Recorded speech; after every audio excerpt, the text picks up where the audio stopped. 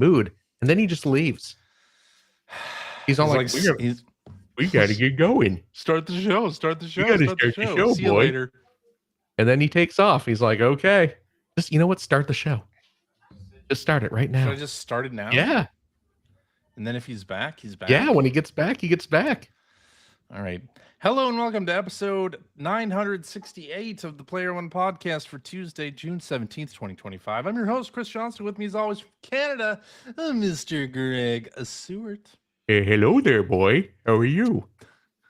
It's a good Greg impression there. Thank you very much. Greg left his seat. He was all like, start the show. Everybody, we got to start the show. We got to start. Then I'm going to get up and walk away. We're live. Greg, say hi. Hi. How you doing? Good. How are you? Yeah. I'm good. Feeling good. And joining me from the great state of Washington.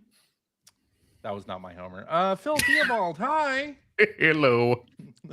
How's it going? How you doing? I'm doing great. Me too. I'm doing great. That makes three of us doing great, right? High five all around. High fives. Nope. No. You and this interactive high five in the screen thing. I don't. It's a thing, right? Is this like a Mr. Beast thing? No. You get the beard. You get these novelty caps suddenly. You're Johnny. Never watched any Mr. Beast content. That's not true. I've never. I don't believe that for a second. Not a single YouTube minute. I watched a single Mr. Beast video once just to see what all the hubbub was about. Yeah.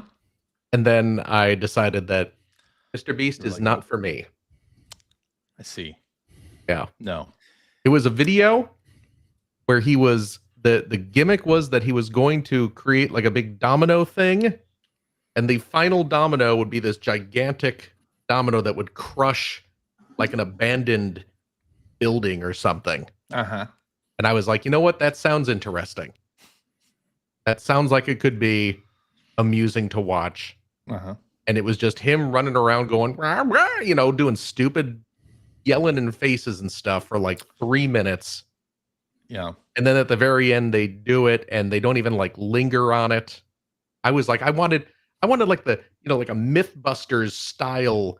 Here's the process we went into to creating these progressively larger concrete slabs.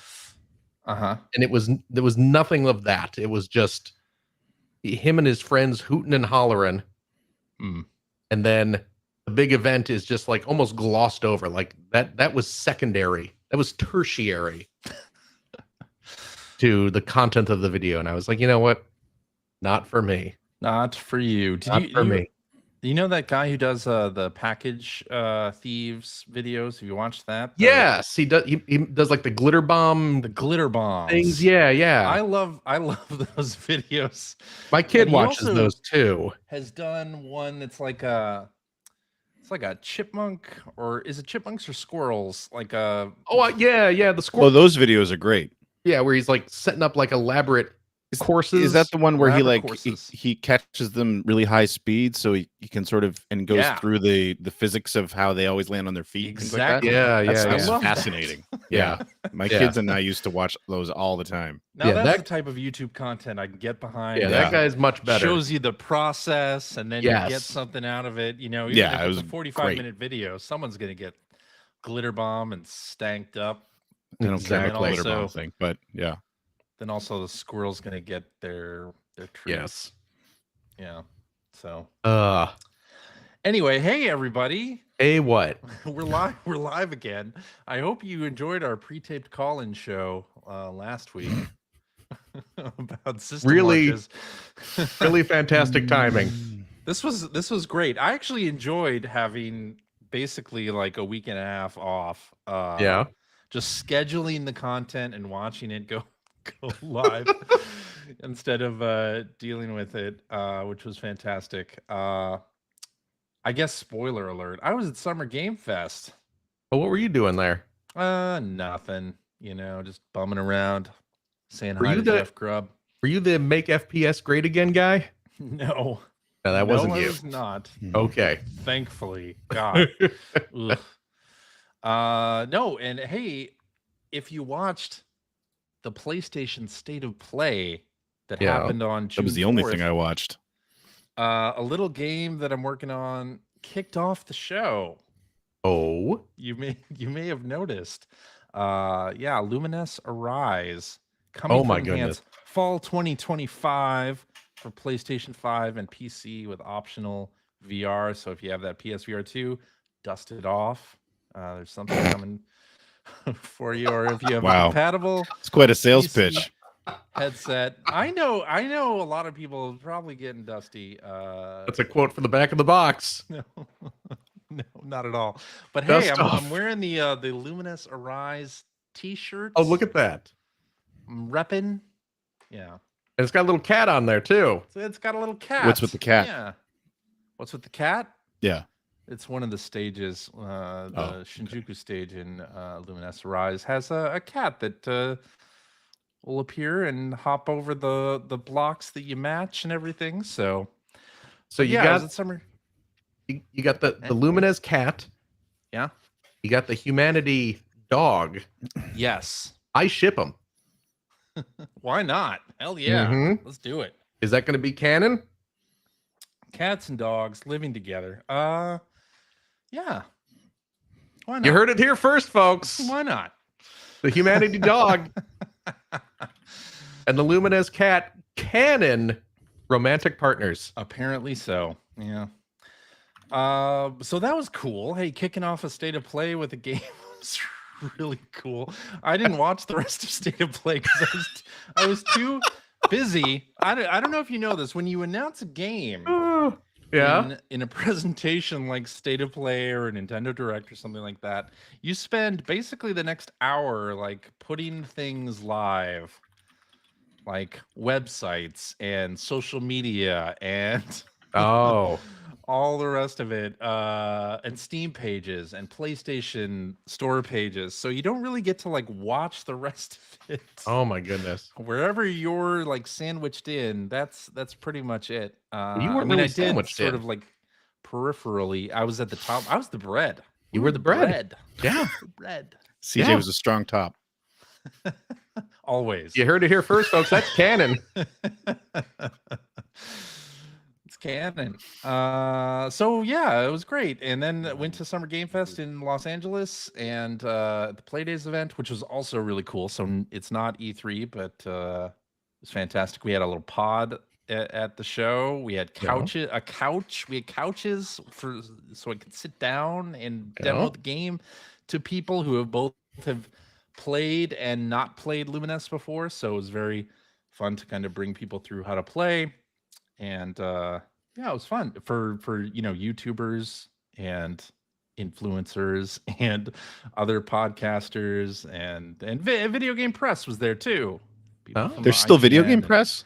There is. Wow. Yeah, Shack News and Digital Trend and a lot of really good folks were there. Did you saw Jeff Grubbs, our good friend Brad from Nextlander as well. Rudiger from Vid Games back in the day. So I saw a lot of great people. Did you see Mark McDonald, that traitor?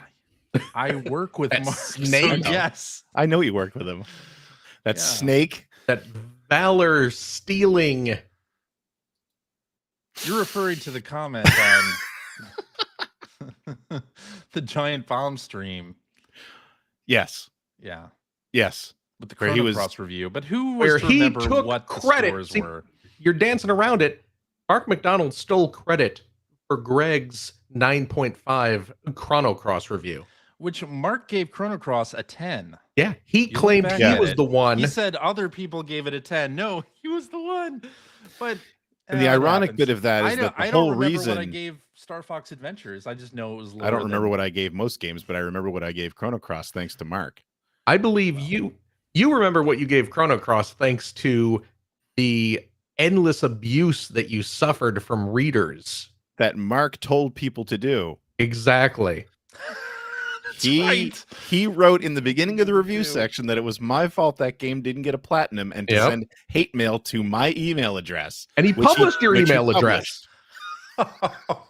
So that's why I didn't to me it was that. Okay. That was why it got me so much that he even said that on that show, because it's like, but you're like, not only, I mean, and now years later, but not only that, you were the one who told everyone to send me I mean, hate here's mail. the thing: we're all getting older, and our memories are very, very fuzzy.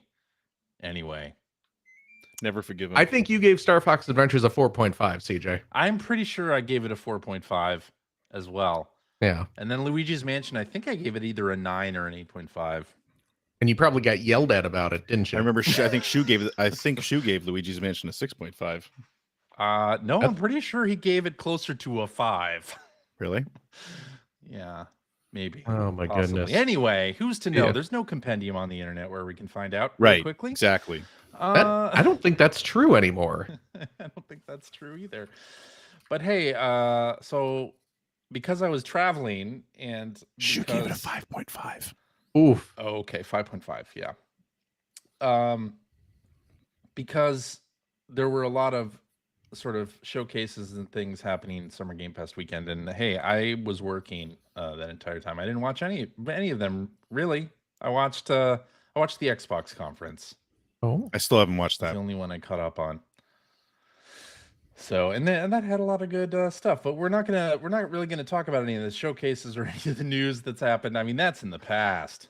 Let's talk about what happened 2 weeks ago, and that is the Switch 2 launch. Because of this week off, we are now going to be perpetually one week behind everything. Yeah, so get ready for that, everyone. Yeah. Tune in next week when we talk about Summer Game Fest and all the presentations. Right. Whatever happens. If you want to talk about the elderly, you should have called 2 weeks ago. If you want to talk about Summer Game Fest, which we'll be talking about next week, now is the time to call. Yeah. Which if you watched or if you looked at the show notes from last week's episode, hopefully you clicked on the pre-taped call-in show, Mr. Show sketch, because it's a classic. Still one of my favorites. So very good. But anyway, we should talk about the Switch 2. Because that's the thing. I ended up getting mine. So I had planned, since I knew I was traveling, I pre-ordered mine for in-store pickup at Best Buy in LA and took an Uber from the airport to Best Buy with my luggage and picked it up at in-store pickup and then got an Uber to my hotel. So that worked out pretty well, actually. I was there at like 4 p.m. No one was there. Well, other people were picking up their Switches still, but it wasn't crowded or anything. So it was very good experience. Yeah. I ended up getting one from a local listener. Oh, very nice. Yeah, nice. Because I mentioned on the show for weeks that I had put in my email address at Nintendo.com for the invitation to buy, which by the way I still haven't gotten. And I want to call out too that a good chunk of listeners of our show reached out to say like, I've got a second pre-order. I happily sell it to you for cost and everything like that. And I really appreciate that. I really do a lot. But also I didn't really want to deal with shipping and then all that. And then I had Michael is his name, who's a local listener. He actually lives like 2 kilometers away from me. Like we live in the same neighborhood, basically. He reached out and CJ? Yeah. Do you have any idea how far away he is? I have no idea. Anyway, next door. He reached out. He reached out and let me know. Of the damn continent. I don't know. He reached out and let me know that he had an extra one, and he ended up selling it to me. So, cool, I had one like lunch day. Basically, did you at least take him out to dinner? I mean, come on. Buy me a Switch. Take you out to dinner. I mean, I paid for it. He didn't just give it to me.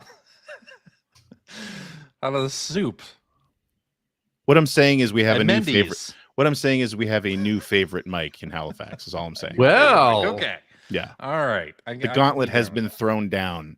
There it is. Nice. But anyway, thank you, Mike, for that. All right. That's how I got mine. Cool.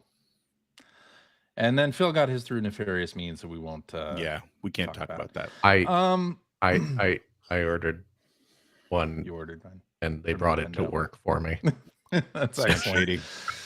Sounds shady. That's what happens. anyway- You work at a company that's partially owned by Nintendo. Mm-hmm. I find that to be the easiest way to get a new Nintendo system. The Digimon company? We should all That's the one. remember. We should all remember. You guys, how to do you it. guys should have done that. Should have. Yeah. I did end up getting I ordered one from Nintendo and got them my little GameCube controller. My for little GameCube. Switch. My little I GameCube. love the GameCube controller. It's so I got one of those as anyway. well. Yes. And let's talk about setup experience, because I initially tried transferring all my stuff from my Switch to my Switch 2. Wait a second. From my Switch to my Switch 2. That's right. Yes. But the problem is I have like a 1 terabyte card on my Switch Yeah. 1. Yeah. And I have a 256 gig card for the Switch 2. Because you need new memory cards for the Switch 2. You need new memory cards for the Yeah. Switch 2. And quite frankly, the 1 terabyte one is a little too pricey still. A little bit. Yeah. That's assuming you can find it. If you can find assuming- one. That was my bigger problem. That's also true. So anyway, it started transferring everything, which, by the way, I've been digital all digital the entire time for the Switch 1. So that was a lot of games. And at a certain point, as it was transferring, I was like, I should just stop this immediately, because you can't batch delete things that have not downloaded. So it has to download first before it'll show up in the mass delete menu. It has to have some kind of file size on either your memory card or the system. Yeah, because when you do the transfer, it's not transferring the data. Basically, it's just transferring the fact that you have the right to download it, which I actually think was a good thing. I mean, what you're describing sucks, but I was happy about it because it got you into actually using the system pretty quick. You had to deal with little notifications popping up every few minutes to tell you that something completed downloading, but other than that, it wasn't too bad. So what I ended up doing is stopping that process entirely, resetting my system to factory settings. Wow.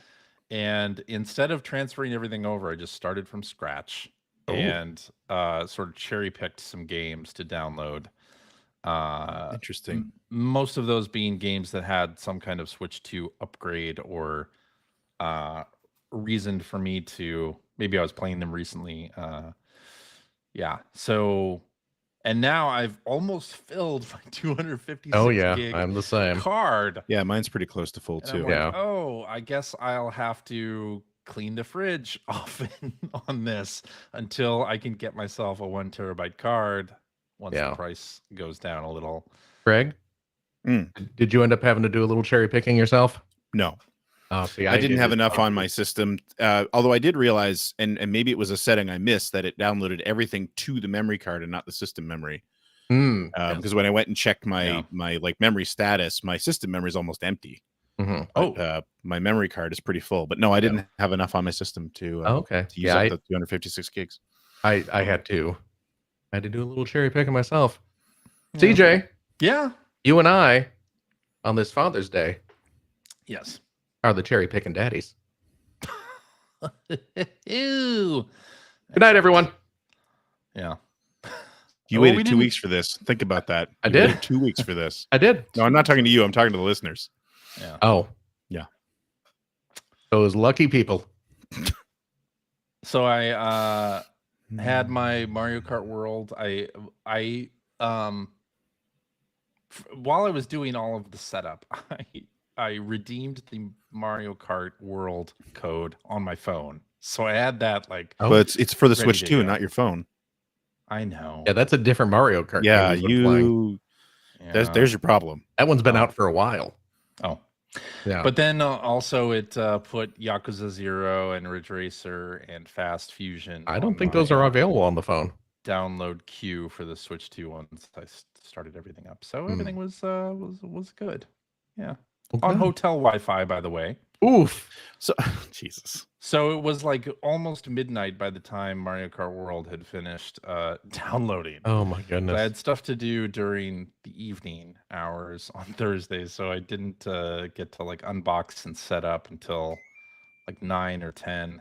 And then when I factory reset everything and had to download it again, and it was on hotel Wi-Fi, and it took a while.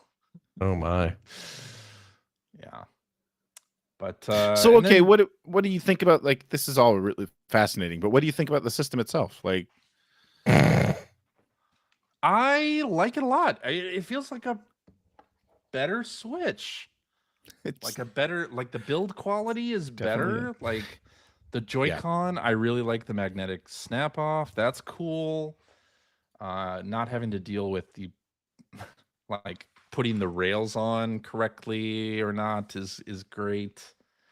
The Joy-Con straps, if you'll remember. you know, the Joy-Con straps are still in their little plastic baggies on my plastic. desk. I haven't taken those out yet. Yeah, I haven't taken those for a test drive yet, but I really like the system. I like the screen too. Like, I think it's great. I think the Joy-Con themselves, the ergonomics are not Terrible. improved. No, they are. I mean, they're improved. Welcome but not Tour enough. shows you that they're improved. They're improved, but not enough. No, they're not. They're barely improved at all. They're very uncomfortable. I will be patiently waiting for a Hori split pad Pro for the Switch 2, which hopefully will come soon, but who really knows? Yeah, I agree. It's I think the screen looks really nice. I know it's not an OLED screen, and I know some people aren't super happy about that, but I think it looks great. Me too. I'm happy with the screen. I agree with the build quality feels better. Yeah. You know, like when premium. Exactly. Like because if you have your original Switch and you kind of just hold both of them, like, not that the original Switch was bad in any way, but it feels light and more like a toy. This feels definitely. This feels like a premium piece of electronics. So the stand is better. I ended up using the stand on the plane, which is quite nice. Yeah. The dock is ridiculous. I hate the way the system sits in the dock. Why is that? It's too loose. It makes me feel like it's loose. Yeah. You haven't noticed that? No. I have not. You guys are weird. But then I don't rattle my You are around out of in my all the dock people very I've much. talked to, over the last week or so that own a Switch 2, you're the first two that haven't noticed that the thing sits really loosely in the dock. I set it down and then I don't. I don't touch it. This is also true. I set it down it's and over on that's the stand by the TV. It's okay. It's not. Yeah. Anyway, it's not getting jostled. Yeah.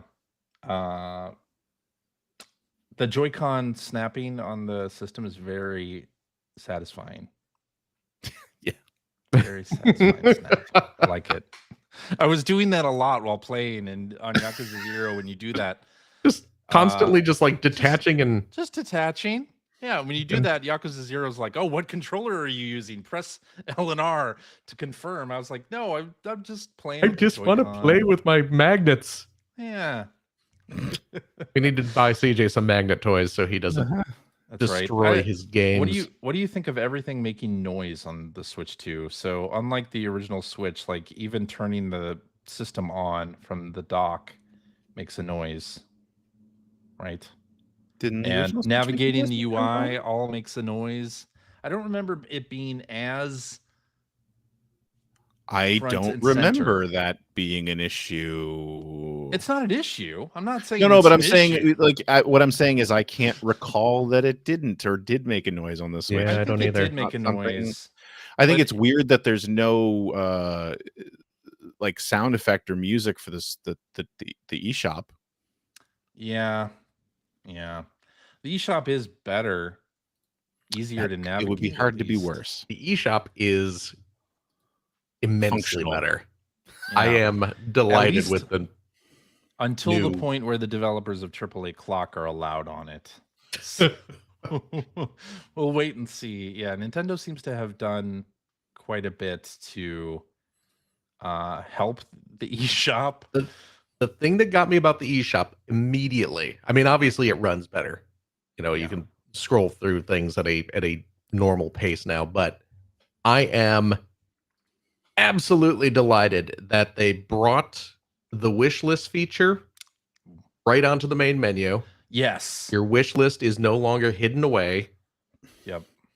The second you go into the eShop, you see your wish list. The wish list is on that side menu, but they bring up a little notice that tells you how many of the games on your wish list are currently on sale, Which I love that too. Yeah. which is amazing. Fantastic. And then when you go into the wish list, you can filter to just see the games on sale. Yes. Which is even better. That is even better. I'm so happy about definitely that. a huge improvement. Yeah. Much better than using I was using the Nintendo.com for wish list stuff or for any eShop purchases. I always use the web store. So maybe I'll actually start to use the eShop app. You should. I should. It works quite well. Yeah. What was the first thing you played? Mario Kart. Mario Kart. Yeah. Same here. It's the new Picross game. Mario Kart. You asked! Here's the thing about the Picross series. I suddenly want mouse compatibility and all of that. I don't know if you guys played around. I'm sure you did play around with the mouse control. It's actually better than I thought it was. I am super impressed by the mouse controller. Like, yeah, I can't get over the surfaces it works on. I know. The Like, couch, your pants. Pants. You see this? I do see it. You're going to show us off some 3D printing. This is a 3D printed mouse add-on. You click, you just plug your Joy-Con into here. Yep. And makes the mouse that's really cool. ergonomic. So that's very cool. Oh my gosh. It is. Oh, I thought you dropped it. It is great. That's cool. I was playing around with this with Welcome Tour. Uh-huh. And it improved my mouse handling exponentially. Yeah. I am very pleased. Again, 3D printer paying for itself. I love it. Yeah. I don't know how much I particularly want to use mouse controls too much, because I'm not going to say that it's super comfortable, but I am really impressed with the tech and how well it works, because I didn't expect that. Yeah. And certainly you see a lot of that in Welcome Tour. They really play that up. Yeah. Functionality. Yeah, what else? Boy, does it suck battery life. Battery life is not as good as the Does it? I have not played it in handheld before all that long. I don't play it much, but I just I have a few times because I also got the new Picross game or a new Picross game. I don't know if it's the one you're talking about. The Pixel Museum. That is the new one. So, I might, when I go to bed, I might take the system with me so I can do a puzzle. Yeah. Right. And then when I put the thing to sleep, I sort of happen to notice the battery life, and I'm just sort of amazed at how much power it's taken. And that game can't be too taxing on the system. So, it's the battery, the battery life on the thing is not amazing. Yeah. And also the other thing that I didn't really expect, and I mean, the Switch probably did this too, but I happened to, at some point when I've been playing something, I happen to just put my hand above the system, which is where the air is all being circulated out. And boy, was there a lot of hot air coming out of that thing. The system does get right hotter, real warm than the OG Switch did. Yeah, that's for sure. So, I mean, I'm not saying any of that is a problem. I'm just saying that, it's noticeable. Both of those things are noticeable. Yeah. Well, hopefully you're at a place where you can plug in if you need to, and the USB being on the top is nice for that. By the way, that's a nice touch. Yeah, definite nice touch. But apparently I did notice that as well. apparently I've been hearing too that people using Bluetooth headsets, that there's not a lot of lag Oh, that's cool. in the sound, which is nice. I haven't tried it. I did hook up a SteelSeries headphone set to the Pro controller and played Mario Kart with some of our listeners on Friday night, and that was really fun. Nice. Not using the microphone yet because there's no voice chat in the game. I haven't had the chance to use game chat yet. Me neither. I kind of want to, but I'll have to figure that out at some point. Pro controller. I really like it. I kind of love the Pro controller. I haven't found one yet. Also like an evolution of the one that they made for the Switch, and it's sort of a matte plastic instead of the sort of shinier plastic of the Switch Pro controller, and it feels premium also. And the buttons feel good. I've heard mixed things about the D-pad, but to me, it's been fine so far. Yeah, I've had no problems with the D-pad. I'm gonna go ahead and be this guy. At Canadian, at $110, it better feel premium. Well, yeah, that's a lot of money for a controller. Lot of money for a controller. Yes, I agree. The triggers are nice. I haven't had a chance to really use the GR and GL buttons, which are the new buttons on the Pro controller that you can program into whatever button you want them to be. So I haven't had need for that. And usually, even on like the Xbox Elite controller, I never used those like back paddles. I was going to say I've never used those back buttons. What ends up happening, like when I had the Xbox Pro controller, I had the back paddles set up and played Sea of Thieves with that. And unfortunately, like if I was in a battle or something, I would squeeze the controller in such a way that it would accidentally press those. So I did some unintentional back touching. That yeah, it was just not helpful at all. So that reminds me of how in Gran Turismo 7, if you race using a controller, and when you click the left stick, the headlights on the car will flash.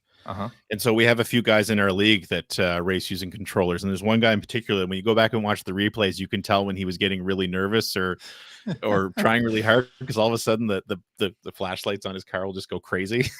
That's amazing. Yeah, it's awesome. Yeah, I didn't. Did I say the flashlights? The headlights. Flashlights. You did say flashlights. Wow. I didn't pick up the camera. Anybody pick up the camera? I did. Yeah. But I will admit to having not used it at all yet. Okay. So I am I'm curious about the camera. I'm curious about game chat as well. Like I heard from people who have used it that it's pretty good. I did try it in Welcome Tour. They do a little thing where they have you try the microphone from across the room, and then you get to hear what it sounds like. So it was very echoey when I tried that. It did pick up my voice pretty okay, but I don't know if I'd want to like chat for a whole game like that way. You got a pretty manly booming voice there, Johnston. So do I? No. Yeah, I don't think so. Yeah. But overall, I'm happy with Switch 2. Liking the system itself. Build quality is great. Yeah, liking it so far. And you can play games on it too. Yeah. Should we move on to that, or anything more you want to say about the system itself? I think anything else I want to say about the system we'll probably talk about when we talk about Welcome Tour, because I think all three of us true. Grab Welcome Tour. Spoiler alert. We all picked up Welcome Tour after saying, nah, nobody's going to pick that up. Well, the show paid for everything else, so I figured I'd grab it so we could talk about it. I mean, I was going to get it regardless. I mean, come on. I think I said I wasn't going to get it, and then I did. Yeah. Then I saw Phil, you had it loaded up, and I saw Greg had it, and I was like, oh, I guess I better get this. Peer pressure works, folks. I'll talk about it on the show, and I guess $10 isn't that bad when games are $80. Oh, it's pretty bad. For what you're getting, it's still pretty bad, but yeah. Grumble. Yeah, absolutely. Buckle up. It's coming. Okay, well, let's get into what we've been playing now. Greg, will have you kick it off. Where would you like to start? Well, I mean, let's just talk about the Switch 2 games Okay. for now. So I mean, obviously the big one is Mario Kart World Yes. this week. I mean, or these last 2 weeks, I guess. No, last week and a half. Anyway, yeah, Mario Kart World. What do you bros think about this? Is it Mario Kart 8 level in your eyes? Is it better? Did it justify the extra dollars on the price tag? I'll tell you what, Greg. Oh, I was very skeptical about Mario Kart. How do you follow up Mario Kart 8, a game that has been Very good around point. for more than 10 years, and the entirety of the Switch One's life, and it is, the #1 game on Switch, despite any sort of Polygon chart that was put out back when the game launched on Wii U. Look at it now. Look at Mario Kart 8 now. But I'm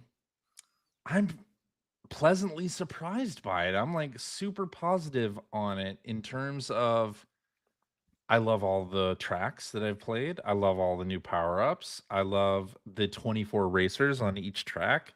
I love Knockout Tour. There's so much to love about it. I mean, there's free roam also, which, to be fair, like a lot of people are sort of crapping on free roam as I'm about to, but go ahead. there's not, it doesn't feel like there's any real life to the tracks or the areas that you're in, and I totally agree with that. But I'm not really there for free roam. I'm there for the racing, and if I'm in free roam, I'm like just tootling around off the title screen, and I'm getting ready to do something else in the game anyway. I'm not like focused on free roam. I don't think I'll really do many of the P-Switch challenges. I did a couple. I've done actually a pretty decent number of those. They're kind of yeah? they're fun. Oh, They yeah, are yeah. fun. I wish there was a way to just do those and not drive not have to drive around to find them. But because there isn't really anything tied to doing them, I mean, there's stickers and that's cool. I'm not feeling like I'm missing out on anything there. And the rest of the game, Knockout Tour and the racing is so good that I'm fine with free roam being what it is. Yeah. Yeah, I mostly agree with pretty much what you said there. Free roam feels. I went in and played around with it for a little while, and it's just like, yeah, I probably won't do this again. There's just that there's nothing about that really appeals to me. But the racing is really good.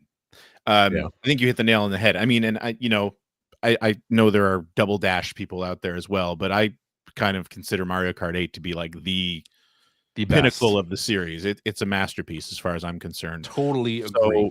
So I was the same as you. I was pretty skeptical. Not skeptical. I wondered if it would be better, and I kind of had set myself up to expect that it wouldn't be, but not to say that I thought it was going to be a bad game. For me, I think the jury is still out on it a little bit, but I say that and also couldn't put the game down when I got it. So first of all, clearly, did you turn off the it. accessibility settings and the auto steer and all of that stuff? Oh God, yeah. Okay, good. Yeah, no, doesn't keep that on. Well, it's on by default, so I know, but I believe it was on by default in Mario Kart 8 too. I think you're right. Was it really? I saw people complaining about that, but I'm almost positive it was on by default in Mario Kart 8. You're right. I mean, I don't know, it was 15 years ago, but I think it's good that it's on by default because then you get younger players right. hopping on. I mean, that's why they do it. Yeah. But I guess actually, so that's a good point. So what I will say about, to me, the game is super polished, which of course it is. It's Nintendo. It's a Mario Kart game. It looks incredible. I mean, and I feel like actually, in a way, Nintendo sort of suffers from the fact that most of its games, art style and design on the previous systems were so good at sort of working around the system limitations up until probably the final year of the Switch, that this doesn't look as, I think, impressive as it should. Just from the fact it doesn't feel like a big, huge leap over Mario Kart 8, like from moment to moment visually, just because Mario Kart 8 looked incredible for the systems it was on. Play Mario Kart 8. Well, and that's the thing when you and when you do go back and really look at it, you can see how much they're doing. Yeah, and you're how like, much, damn. yeah. Mario But Kart World it's not does in look your better. face. You know what I mean? Like it's not this Right. huge leap. The second you turn it on, I wasn't like, oh my god, this is No, you're right. You're right. such a big leap forward. But no, the thing that I will say is the higher frame rate. Yeah. And the 4K-ness of the everything. 4K-ness of it. But the thing that I will say, and it kind of goes back to the open world thing too, that I really was surprised about with this game is that they don't tutorialize anything. No, they don't. At all. It's crazy. In fact, I had to load up there's sort of a guide that you can load up. I had to like do that because I couldn't figure out how to like how am I supposed to get on the rails? Yes. And things like what am I supposed to do while grinding? Whatever it is. Yeah. Like no, how do I agree. How do you get on the rails, CJ?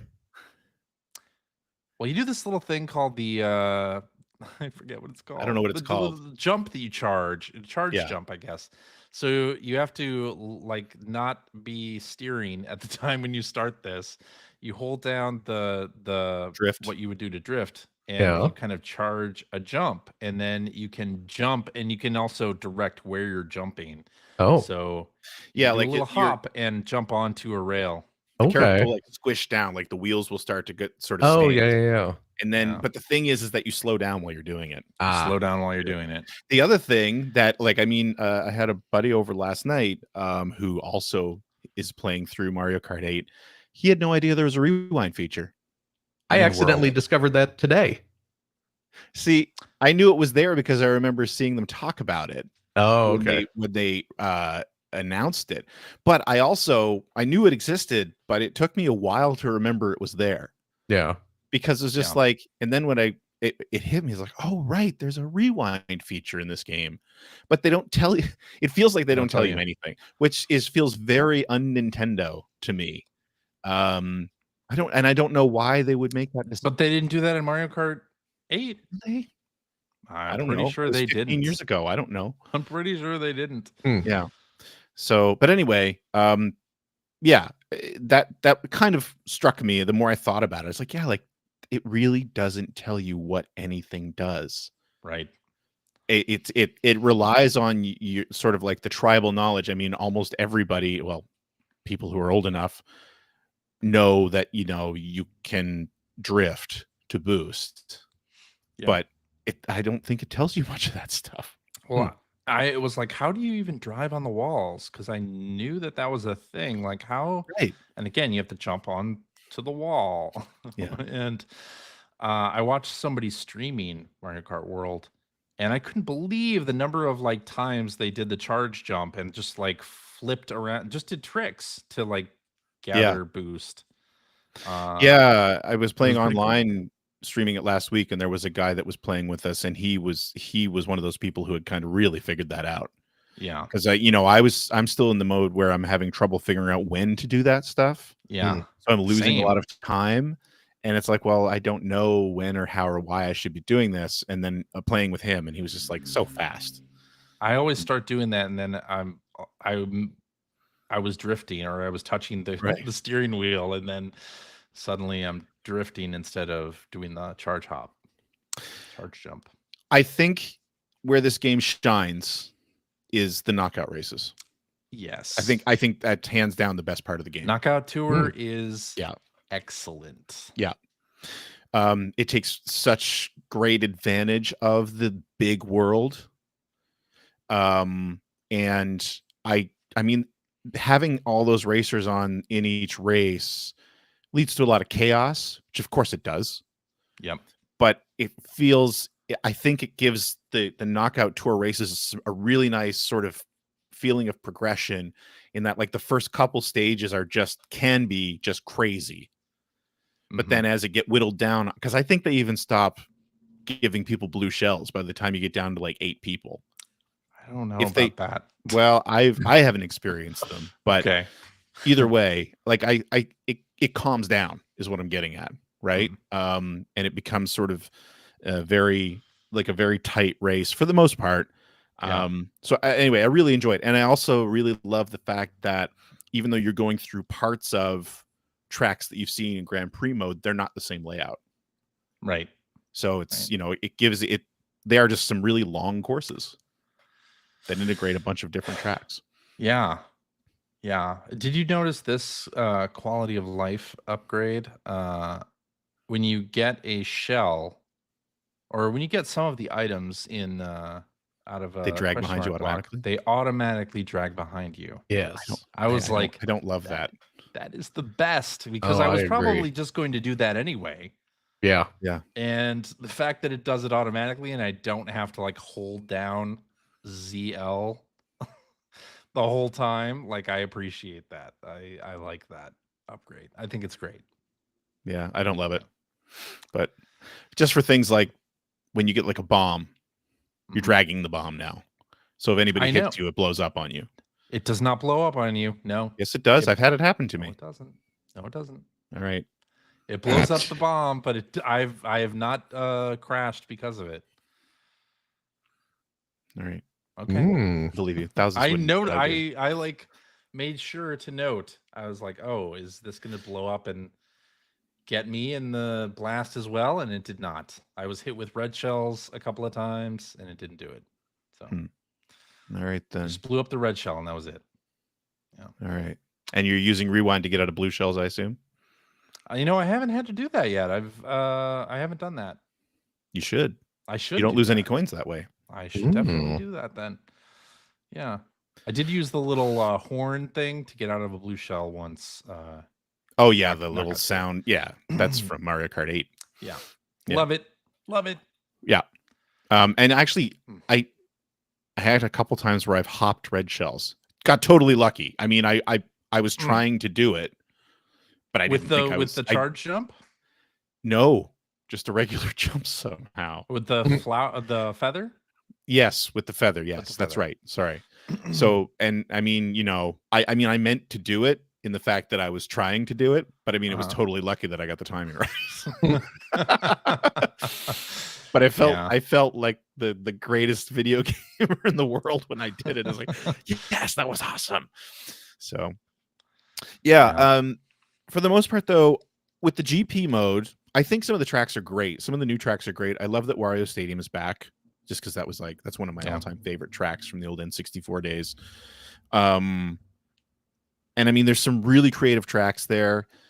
The GP mode where you drive from track to track, I kind of wish that it was more interesting.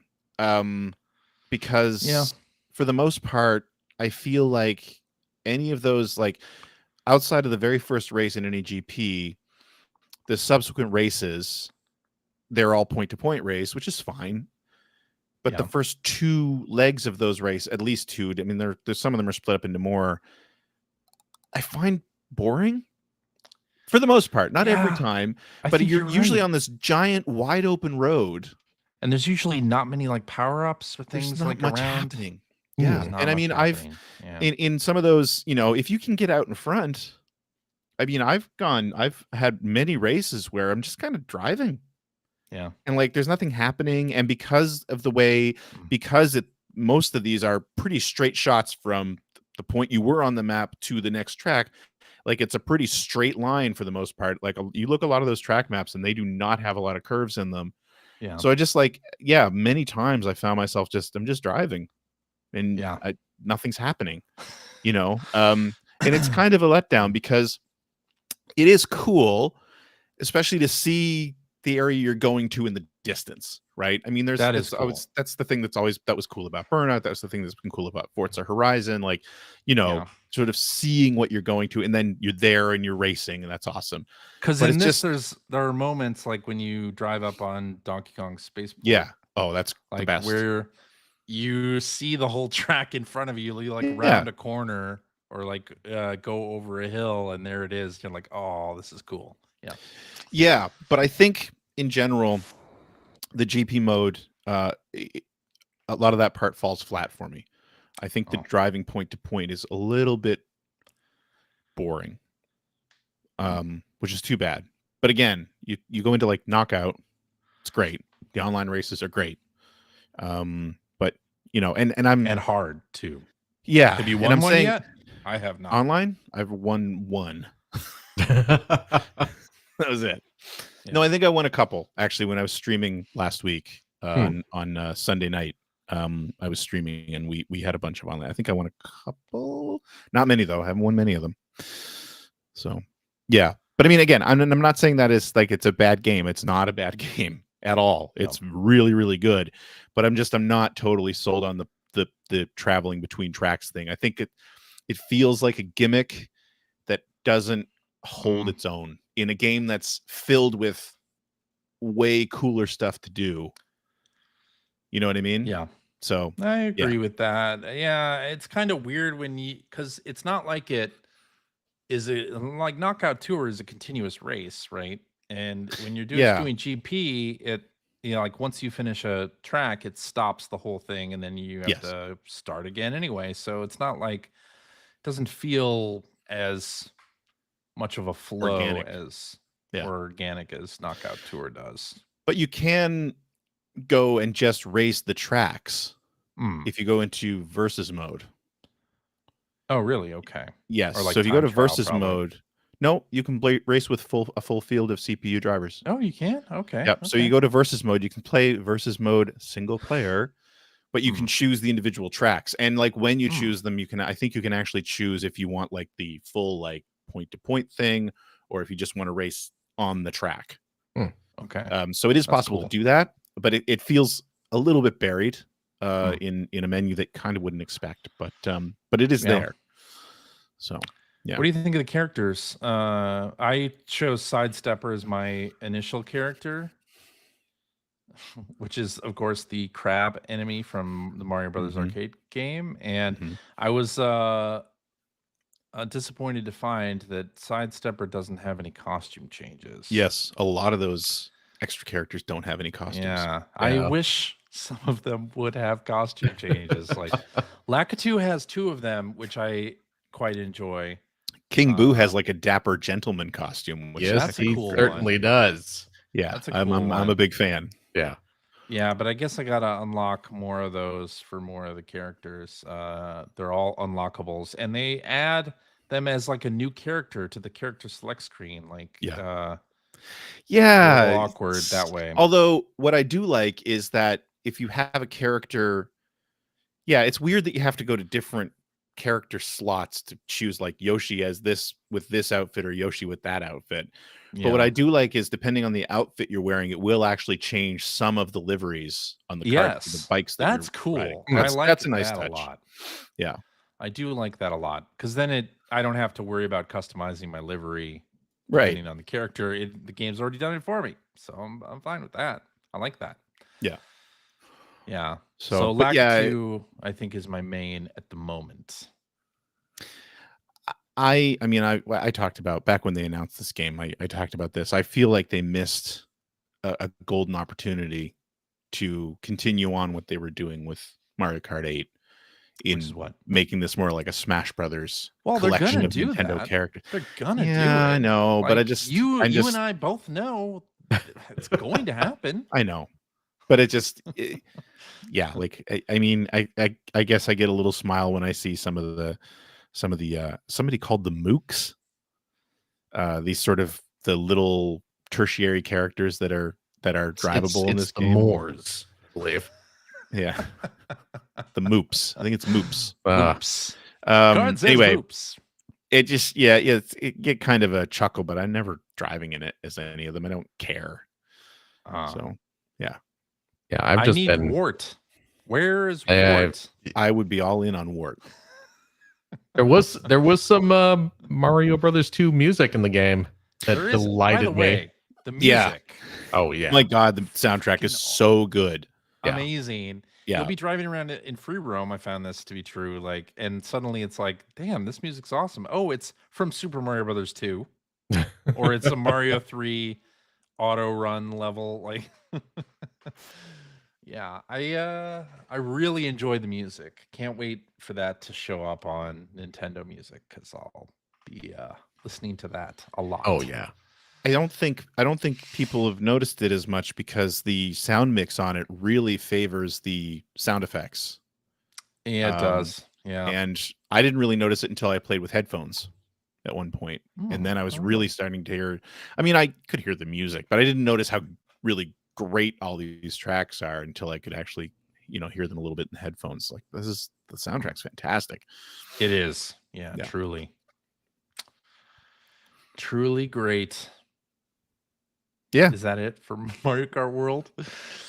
Are we done talking about that? I feel like this is a game I could play a lot of going forward. We played I think Compo opened a room on Friday, and we played with a bunch of listeners, and that was really fun too. Knockout Tour.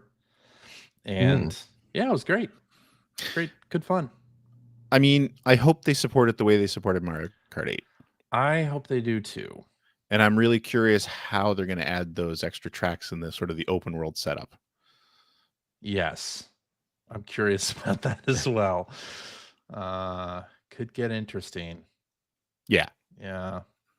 But I'd love to see Animal Crossing tracks. I'd love to see Splatoon themed tracks. Like, yeah, that's what I'm saying. Hyrule something in so there. Everything that was in Mario Kart 8, is that what you're... Everything in Mario We didn't have a Kart Splatoon 8. track, did we? No, we didn't. We had the racers though. Yeah. They were in there. Yeah. But I'd love all that. Make it more like Nintendo Kart, and I'm sure they will. But I also want them to add more Mario characters. If they can add Sidestepper, they can add Wart. I mean, come on, people.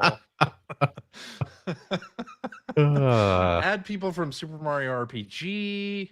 Time to start that campaign, CJ. Just do everything. Yeah, definitely get Wart in there because... Change.org. He deserves to be in a game, damn it. I mean, put Fanto in there. I mean, there are Fanto. some that are already in there, like from Mario 2. Birdo's in there. Yep. Come on. Birdo is in there. I actually had to go back and it was funny. I forget which one of my kids, I think it was my youngest, was watching me play. And Birdo was on screen. I think I was playing as Birdo just to see if there were any outfits I could unlock for them. And, you finish the race and the camera pans around and everything. And so you see Birdo's mouth. And my daughter's like, why is their mouth like that? Like, this the big circle mouth. And I was like, well, that's because this is a character from Mario Brothers 2. So then I went to Nintendo Online and fired up Super Mario Brothers 2 and went and played to Birdo. Nice. They weren't as impressed as I thought. What? But that's I know. Bad. Not so impressed with Mario 2. I have 2 kids. I got rid of that one. Leave that one away. Yeah.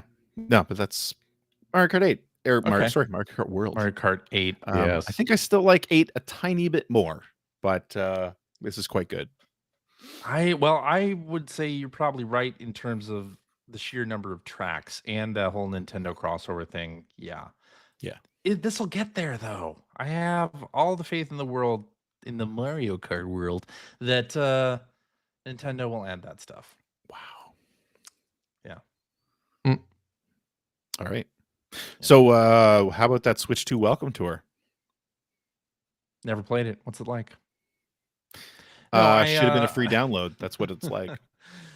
I'm actually kind of enjoying Welcome Tour and knowing a little bit more about all of the things that they've changed or like make the Switch 2 work, and including the magnets for the Joy-Con, like that whole segment about like, the 0.2 millimeter plastic sheet that is over the top of the Joy-Con and all of this stuff, or on the inside, and I and why there's the little gap between the Joy-Con and the system. Like, I really enjoy all that stuff. It is so dry, but I do find it very fascinating. I do have to admit that it is dry unless you read some of so they have little quizzes on some of the stuff, and if you read some of the alternate answers, it's pretty funny. Some of those are great. Funny. Yeah. But I mean, for the most part, it's okay. I've learned a lot. Yeah. there is some really fascinating stuff in there. I felt absolutely ancient when I got to the whole thing about how cartridges were the forerunners to memory cards, and they were showing pictures of cartridges that didn't come out until I was in my 20s. Yeah. But I mean, other than that, Uh, there's some cute demonstrations in there. There's some cute mini games in there too. Oh, Again, absolutely. for me, the thing is, I was just shocked at how well the mouse controls work. yeah. Yeah. You know, They're like, because great. I think when I first was playing it, I was using like the arm of my chair. It's like, geez, this is working really well. And then I tried my pant leg, and it's like, this is still working really well. And then, like I said, I'd been taking it to, when I went to bed, I was playing Picross, but I was still sort of in the middle of doing some of the welcome tour stuff. Mhm. And I got to well, I went back and did one of the mini golf putting challenges, and I was using, like, it was on my bed sheets, and it was working great. Yeah. So yeah, I mean, I am very impressed by that. And yeah, some of the demos are super cute. The Super Mario Brothers 1-1 4K demo Yeah. is so cute. That's really great. It really is. So I guess for anybody who's not going to get this, so basically, there's the way this welcome tour works is you're literally working your way through the different components of the system. So you start with the left Joy-Con. Like CJ said, like, you look at every single button. You get to play a few different mini games. You learn about the mouse controls, et cetera, et cetera, et cetera. Then you unlock the ability to go walk around on the screen. And at one point, there's a demo station where they're talking about how, of course, the Switch 2 can display, well, if it's docked, it displays 4K, displays games in 4K. So if you are docked and you're on a 4K television, the way that they demonstrate this is they get you to play the original World 1-1 from Super Mario Brothers at, I believe they say it's native resolution. Yeah. So which That's means right. that it's tiny on your Teensy. screen. And the way that they do it, which I just absolutely love, is that every screen you're in still stays on the screen. So it ends up the whole world creates a strip across as you play it, creates a strip across your screen, and you just complete the level. And I was just, it's just adorable. I really like that a lot. I kind of want to play the whole entirety game? of Super Mario Brothers Right. with that World small? 1-1 starting up in the upper left corner, and then working your way across, and then working your way across one layer right below. And it was great going into the pipe to get the coins or whatever. Like, it actually, like, drops down. Yeah. And then it skips the whole part of the level that you skip. You don't see it. Yeah, exactly. I thought that was so cool. So there's a lot of really cute little touches in that. And the other thing that I love too is, I don't know if you noticed this, but if you run while you're on the screen, your character's skating. Oh, the animation, the run animation turns into like a skating animation. Oh, yeah, because the screen is slippery. And your character will actually tumble after a little while. He'll fall over. Yeah. You're talking about in Welcome Tour, not Super Mario Brothers. Yeah, Welcome Tour. Exactly. We were back on the screen. I moved back to this. Okay. And like, did you do your frame rate mini game? Did you? Yeah, and I suck at I suck at identifying 60 versus 120 frames. I was able to do it a couple of times, but it's a 50-50 shot. Yeah. Really I just did the first difficulty of it. Yeah. Because you unlock. That's all I did too. Yeah. Me too. I did do it the first time around, although I will admit that some of my answers, I was just guessing what I figured the natural progression of the answers would be. Yeah. It's like, okay, they just showed me, the right answer was 30 frames. Right. So the next one's probably going to be 60 frames. And I just answered questions that way. Yeah. I'm not good at picking out frame rates. And when you get to the right Joy-Con, they go into how the rumble works. Yes. In the Joy-Cons, and how it's done with magnets. And there's that great demo about how fast this thing can vibrate that it creates sound effects. That is insane. It's very really cool. It's like, I was very uncomfortable by it because they trigger the rumble feature in the Joy-Con, and it starts sounding like like the picking coin. up a coin Yeah, in Mario. coin sound effect. And it's And a 1-up. I think Yeah. they don't do a 1-up as well. Yeah, because there's But no they have you speaker. go from just rumbling. Yeah. And as you continue to press, then you're like, oh, this is getting higher and higher pitched, and then it's a coin sound. Yeah. Yeah. But they're not using the speakers. No. Not using the speakers. So it's Well, just pretty is there a neat. speaker in the Joy-Con? Yes. No. No, That's in the screen. I think that's one of the things that they explain is that there is no speaker in the Joy-Con. Right. But it is producing Mario sound effects. Yeah, so that's the thing too is, and it's so funny to me because of course, like obviously I think, I don't know if you guys did this, but I think I compare this to Astrobot, obviously. The Astrobot that came with the PlayStation 5, because that was really just a demo of the controller and what it could do. It was a great demo of the controller and what it could do. So with the Switch 2, it makes a lot of sense that they would do this, but of course the Switch 2 is so much different than a PS5 in that there's so many different configurations that the system uses. So Welcome Tour is so funny to me because it's like, either sometimes you need to be docked and sometimes you can't be docked, and you need to disconnect the controllers, and you need to be able to use the kickstand, and it's just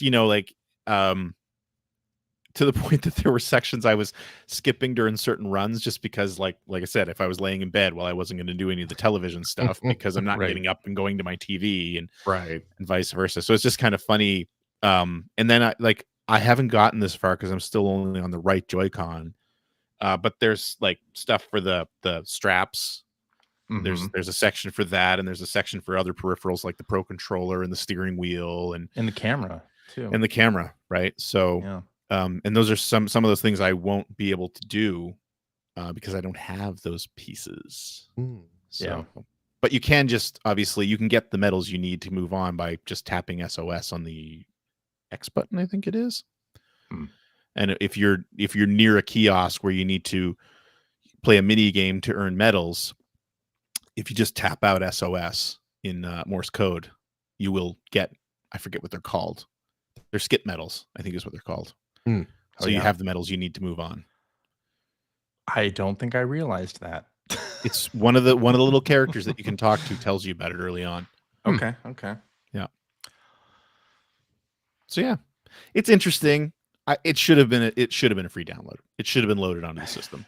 Yeah, it should have been. I don't feel that bad about paying $10 for it, but it should have been free. The show paid for your Mario Kart in your system, that's true.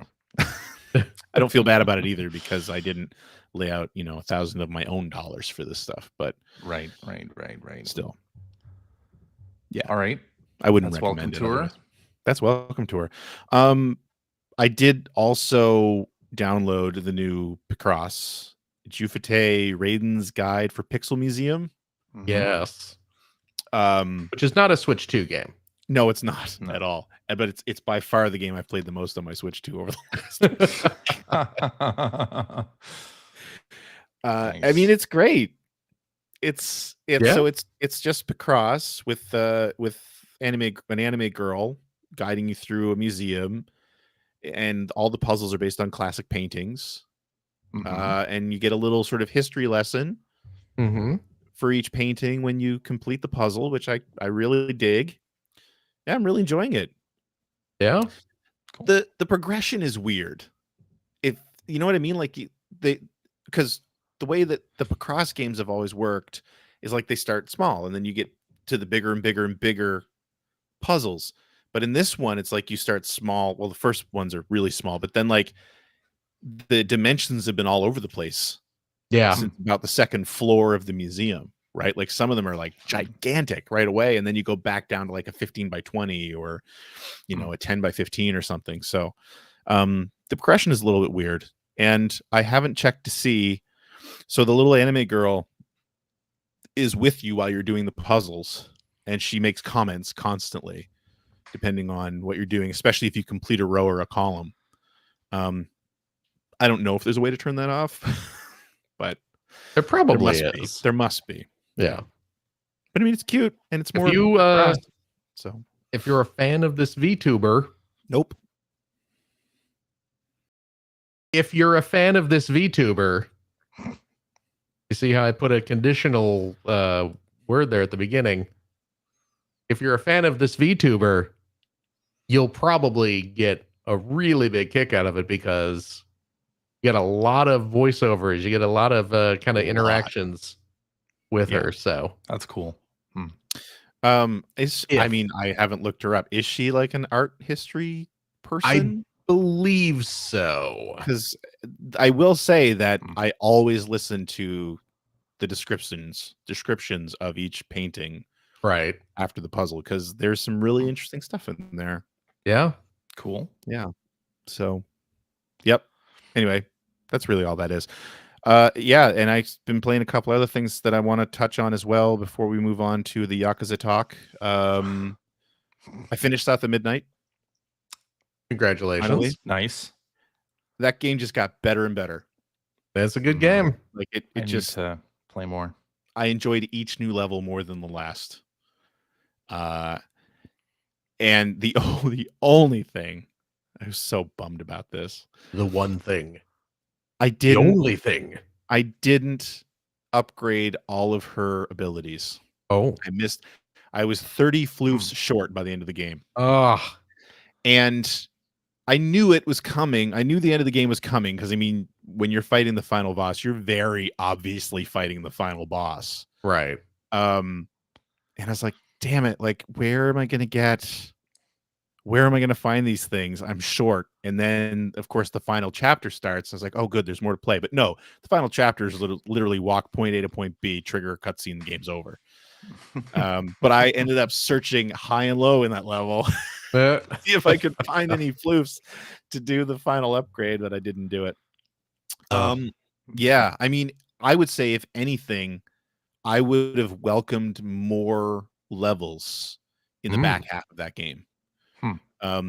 When they really introduce Rue, it feels like you're already on the end path of the game. Yeah. And I think it would have been a bit more fun to have him be around a little more. Yeah. But that being said, I still really enjoyed it. And, you know, I mean, it's a nice, tight experience. It's not too long. It's beautiful. It's got a great soundtrack. I enjoy the combat in it. The final couple of levels, I thought they were super interesting. I thought the story was really great. Mm-hmm. It really gives me the same vibes that I got from Kenna back in the day too. Like it's kind of that same, you know, very tightly scripted, interesting, different story. It's not something I've experienced 100 times in video games, and I absolutely love it. So happy with that game. Yes. Yeah, you should definitely play it. CJ, you should finish it. It's not very long. I would like to. Somebody was asking me how long it was, and I actually meant to go check that.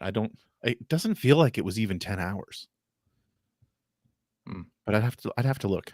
I think it was like 12 or so. Was it? Okay. Yeah. I just never, I don't know. I guess it's just that I never got bored with it, so it didn't feel like it was taking very long. Yeah. Yeah. The other big thing that happened on the Switch 2 launch day was obviously Arcade Archives 2 Ridge Racer. Oh, yeah. Was released. Did you guys not play this? I did. I have not picked it up. Oh, yeah, yet. I see it on your list. Okay. I picked it up. It's I picked it up on the PlayStation 5. Because I didn't know if I was getting a Switch or not. And I like the PS5 controller for driving games. I haven't tried to see if it even has wheel support. I should check that, because if I could play it with a wheel, that'd be awesome. I bet it does. Yeah. Hamster seems like the kind of company that would do that. I was thinking between this and the Sega release of Daytona a few years back, which I think is delisted now, but if you bought it back then, you've still got access to it. Like now my arcade experience from the late 90s is complete, because all I did when I went to arcades when these games were out was play these two games, Ridge Racer and Daytona. So and it's really well. I mean, it runs really great. I like their score attack. The score attack mode's interesting. So you've got the original arcade game. You've got the 2 versions. You got 4 versions total. There's I forget what they're called, but they're basically, I think, what you would call the stand up and the sit down versions. Because there's a version that doesn't include a clutch pedal, and there's a version that does include a clutch pedal, and that's it.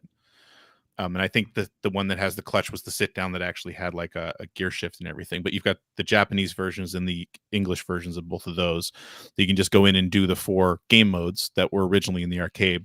And then there's a time trial as well. And then they have I don't think they call it score attack, but it's a score attack mode where you're you're still just doing the exact same thing. You're racing, you're doing the different races, but you just have a score that's going up, and you're trying to last as long as you can. Like you make the race last as long as you can by getting to each checkpoint, and then you get on the leaderboard there. And I was just outside the top 100 when I did it that night. Cool. In the world, so I was pretty proud of that. But it's really well done. Although, CJ, have you seen any graphical issues with this game at all on Switch 2? Yeah. Not really, not that I've noticed. I found on the PlayStation, if I put the thing to sleep, if I put the system to sleep while the game's on, and then when you come back, the game is still, what loads up. Yeah. Or you leave it paused for too long. Is there a memory leak happening? It's really screwed up. Yeah. Oh. And I recorded video of it. For some reason, I can't upload it to YouTube. I don't know why. But I recorded video of it. It's just this weird, like the road starts flashing and textures are screwed up, and that's weird. It's really bizarre. Okay. But it doesn't happen in normal play. It was like, you put it to sleep or suspend it or whatever. Right. It seems to not like that. So yeah, actually, you're probably right. It's probably a memory leak. Yeah. Wonder if it's even something they can fix. I honestly don't even think it's something they need to fix. Yeah. It's a very if specific just restarting fixes it, then it's probably all right. That's all it is. Like you go out and you just force close the program and then start it up again. But then again, Hamster, they do updates for Arcade Archives on occasion, so maybe they will. And it's still playable. Everything still works. Yeah. It's just, that's good. You've got flashing textures and stuff like that. It's just a visual issue. I swear I'm almost done. So the other thing, we played a lot of stuff this week. Remember when Greg was complaining about the show taking too long earlier? Well, no, I wasn't complaining about it. I was saying it's going to take too long, so shut up and let's start. And actually, there's something that I didn't put on the list here that I want to talk about too. But so a couple of demos came out. One of them is Ninja Gaiden Ragebound. Yeah, there's a demo for that now. I don't know if it's on console. I think it might only be Steam. I think so, because Steam Next Fest is going on, or it went on for the last week. So if you are able to play, you both have Steam Deck, right? Yeah, I sure do. Anyway, Next Fest is only until like tomorrow. Go download it. I already did. It's so good. Yeah, I haven't played it yet, but I did download it. It is so good. Good. Like, oh my God. I was playing it this afternoon, and it's a good demo too, because it like you do like the opening stage, but then it kind of jumps you around to like deeper into the game because when you've unlocked more abilities. Because I think I mentioned with this and also the upcoming Shinobi, when we were watching footage of it after they'd been announced, I was really worried that you were going to have to concentrate a lot on like chaining enemies and all that sort of thing. And there is an element of that here, but it feels like it's more about you can do that if you want. You know what I mean? And and there will be people in not speedrunners, but there will be people who will absolutely have videos of this game online where they're just doing like crazy things with chaining together combos and chaining together kills and stuff like that. But it seems like based on the demo, you don't have to do that. But it's got a really nice move set available that just it feels like they captured and modernized the old Ninja Gaiden NES games. Like they captured the spirit of it, right? He moves fast. The control is very precise. It just feels good. It feels really good to play, just like the old Ninja Gaidens did. You know, you feel like you have supreme control over your character, and you can do such cool things, and not having to be like crazy good at video games to be able to do it. and it looks great. It sounds great. But the gameplay is what got me. Like, I was playing the demo today, and I just absolutely fell in love with it. I'm so excited for that game to come out now. I mean, I was excited anyway, but I'm super excited to play the full version of this game. Yeah. Cool. So, yeah, I mean, if you're listening to this on Tuesday, you might have already missed your chance to play this demo. But if you're listening to it right now, go download the demo and try it. It's, if you're even remotely interested in it, it is great. And then there's one more demo that I want to talk about, and then we can move on. Mina the Hollower. Yes. Which is the new Yacht Club games. I downloaded that as well. Which has a release date now. When is that? October? October. I can hear the trailer. Yeah. If you're playing it, I can hear that in your anyway. I did not mean for that to start playing. Yeah. I went to the Ninja Gaiden Steam page, and it just started playing a video at me. Right. So Mina the Hollower, it's from Yacht Club Games, who are the Shovel Knight people. Yeah. It's more of it's an overhead action RPG style game. Right. So it feels kind of like a more action, I guess maybe a faster classic Zelda. Yeah. Game. That's what they would say. It had, that was the inspiration for was it. it? Okay. Link's and really and... Link's Awakening. Yeah. Yeah. Because there's a little bit of platforming and everything. It took me a little bit longer to get excited about this in the demo, because it does start out slow. But one thing I will say that they do right off the bat that I love is when you get your weapon, you actually choose one of 3 weapons as your main. So you can choose like a set of knives, or you can choose a whip, or I forget what the third weapon was. I chose a whip, but it's absolutely obviously inspired by Zelda and Link's Awakening in particular. But it also feels like it's very much it feels like a Castlevania game somehow. And I'm not just talking because of the whip.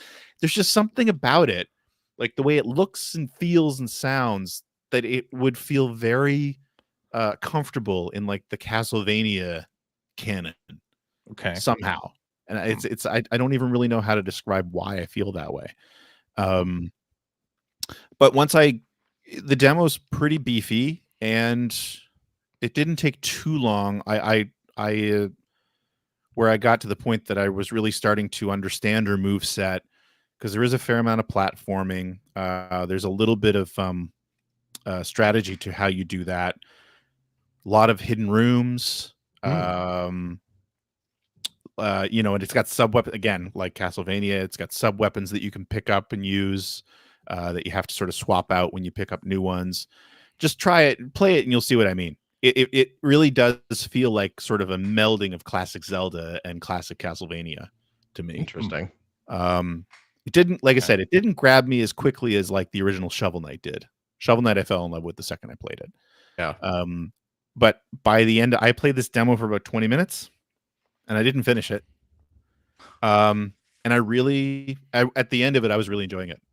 So again, another one of those demos that probably, if you're listening to this on Tuesday, it's probably gone. I have no idea, because I think this is also part of the Steam Next Fest. Yes. Steam Next Fest. But if you are listening now, you should go download it and check it out. I think it's going to be really good. I'm really excited about it. Yeah. Cool. I gotta play both those demos. You do. They're downloaded.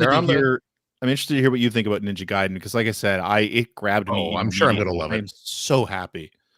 So happy with it. And now I'm just, the only question mark now is if Shinobi's going to be at that level too. I sure hope it is. Yeah. So that's it. I promise. That's all I've been playing. Wow. I know it's all been right. long. I've been saving it up. Phil. Yeah. Want to talk about what you've been playing? Well, really the only thing that I've been playing that we have not already discussed is I did start playing Yakuza Zero in Director's Cut on the Nintendo Switch 2. Yes. And I know you're further along in it than I am. I'm at chapter 3. I just started chapter 2. Oh, okay. So that's where I am. I hadn't realized. So I played a little bit of Yakuza Zero years ago. Right. And as had I apparently. I had forgotten about it, but I started up the first first chapter, and I was like, "This is all very oh, this is I familiar. I did right? play this, didn't I?"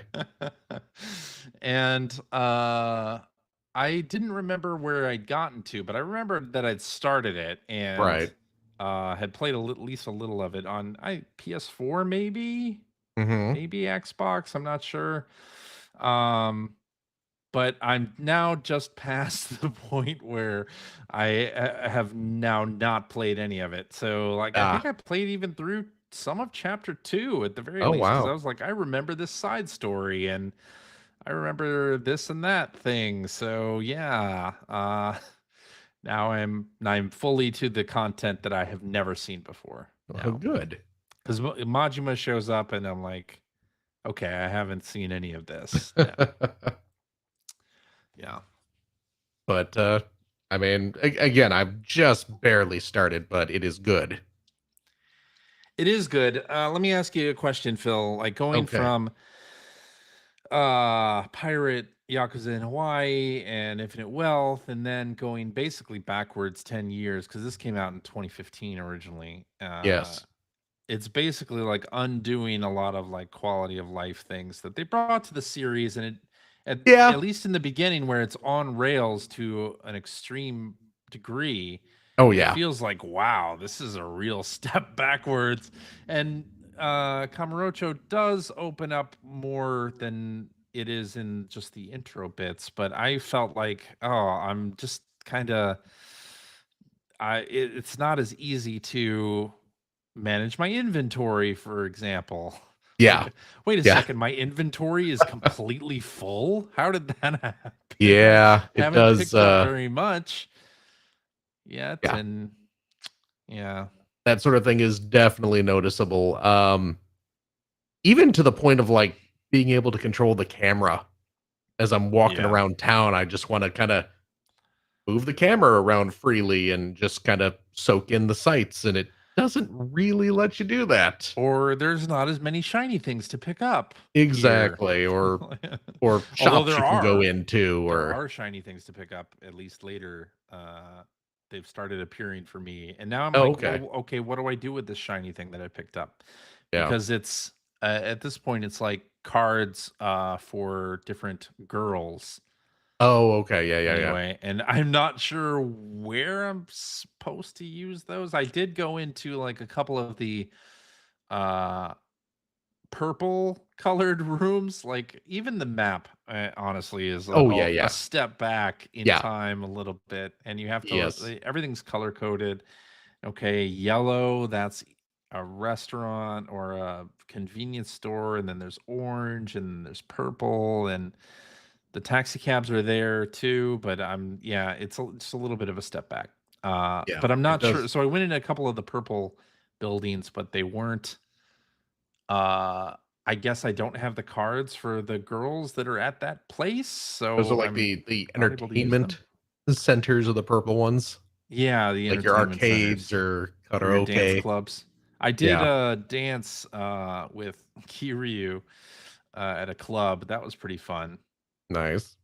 Um, but yeah, I'm playing it on easy Oh, yeah, yeah. because I really don't care about the depth of combat. This does not have the Absolutely. option. So some of the newer Yakuzas, like Pirate Yakuza in Hawaii and The Man Who Erased His Name, have the option. Those are combat-focused Yakuza games. Mhm. They have an option where it just automatically like selects the best attacks for you and the best combos. So you really don't have to deal with like switching stances or anything like that. This does not do that. So I Right. still have to switch stances. Currently have 3 of those unlocked. I imagine there's a 4th. But yeah, it doesn't have any of that. And like, yeah, the settings menu is kind of sparse in terms Yeah. of what you can adjust compared to later Yakuza games. But I'm still really enjoying it. Now especially that I've played the games and have been to Kamurocho and Sotenbori before in other games, I'm like, oh, I know this map. Right. So it's not I guess I haven't played in Kamurocho as much, so that isn't as big a deal. But I didn't realize Sotenbori is in Yakuza Zero. in addition to being in Man Who Erased His Name. So, yeah, I'm having fun with all of that, with all of this so far. Yes. Yeah. I'm playing in English. You playing in Japanese? I am indeed playing in Japanese. Yeah, the English dub is new, and it has, some of the actors from the other games in it. So, Right. some of the later games. So, Okay. and I'm enjoying that. I liked to play in English because otherwise, I would have to read these smaller subtitles on the plane, like as I was traveling on the handheld. So, and you can't adjust the size of the subtitles. So, I decided I'll just play in English. Fair enough. And the English voices are great. Matt Mercer is back. Yeah. So, and Yong Ye is Kiryu, obviously. Okay. And forget who. Maybe Matt Mercer is Majima. I'm not sure. Yakuza games need more Rick Mercer. Don't know who that is. Canadian comedian. Awesome. Yeah. But I'm enjoying it quite a lot. And I believe is the save anywhere option new to this one, because you don't really have to use a phone booth to save. Oh, can you save anywhere? You can save anywhere, which okay. I appreciate it. I'm not sure if that's new or not, but I like that ability. I've still been tracking down phone booths like a fool. I have not. Although when I have to use the item box, then I do. That is true. So, but it's good. So you're enjoying it? I am enjoying it. Like you said, it does feel a little. It's showing its age a bit. Yeah, but you can see how far the Yakuza games have come. Yeah. I kind of wish they had applied some of the more surface level improvements from the series in Director's Cut, but yeah. And also, isn't it funny that this is called Director's Cut when the director is not at Sega anymore? Wow. Yeah. But that's really it. That's what I've been playing. Nice. Yes. I've been playing some more stuff on the Switch too. So Fantasy Life I. This got a Switch 2 edition on launch day for $3. It's a $3 upgrade. Which is a nice Seems price. Expensive. Yeah, I bought it, of course. And man, is it good. It adds, so the frame rate's now 60 frames a second. It's 1080p in handheld instead of 720, and it's super nice looking. It was like 30 frames a second and 720 on Switch 1, and that the upgrade there, the just visual fidelity is worth it. I was playing on the OLED Switch and it was fine, but playing it on Switch 2 is so much better. I really like it. How better is it? So much better. I really dig it. And it's just a great game too. If, like I said, if you are the type of player that enjoyed Dragon Quest Builders 2, I think you'll really like Fantasy Life I. If you like these types of games, then this is the game for you. Yeah, there's a farming component, but you don't really have to do it if you don't want to. Like, that's the great thing about Fantasy Life so far. Like, any of the jobs, if you don't want to focus on them, you can just like do the license requirement, or you don't even really have to do that, and you'll be fine. You'll be fine. You don't have to do anything you don't want to do. You can just do the stuff that you do want to do, which is fantastic. And yeah, the combat's fun in it. I'm playing getting pretty high level. My character's level 21. I don't know what that means exactly, but it means it's one above 20. It's one above 20. That's pretty good. Yeah. But I'm quite enjoying it. It plays well on Switch too. So anyone sort of on the fence about Fantasy Life I, not sure if you want the Switch 2 upgrade, definitely get it. And if you're just interested in Fantasy Life I in general, I think it's a great game on Switch too. It's a great game in general. I also went back to Tears of the Kingdom. So Tears of the Kingdom, I never finished. Blasphemy. I have a little save, or I have a warp point at the very end of the game. And the Switch 2 edition upgrade for Tears of the Kingdom allows you to start a new save file. So you can have your old save, and then you can start a new save file. So I was like, all right, here's what I'm going to do. I'm going to start a new save file and go through like the tutorial island and like relearn how to play. And then I'll go to my nearly end of the game save file and continue on. So I've been playing through the initial bits of Tears of the Kingdom, but the first time I played through Tears of the Kingdom, I think I rushed that first island experience. Like I sort of speed ran it. This Yeah, well, time you wanted out, to I'm get into like, the big world. because I wanted to get down to Hyrule. Yeah, that's Yeah. okay. Well, now I'm like just spending my time like savoring it and exploring that initial area.